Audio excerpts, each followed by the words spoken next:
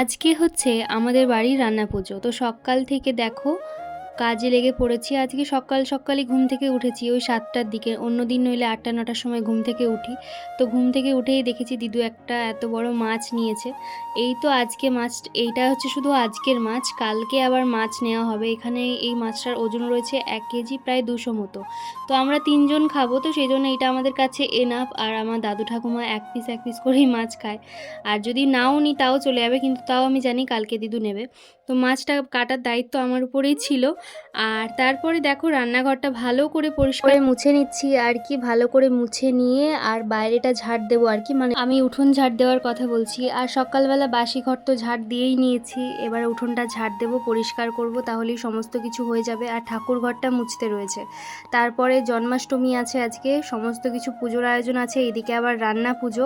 আজকে তো সকাল থেকে আর কি আমার উপোস, যতক্ষণ না পুজো হবে আমি কিছু খাবো না। তো আস্তে আস্তে তোমাদের সঙ্গে ভিডিওতে শেয়ার করব।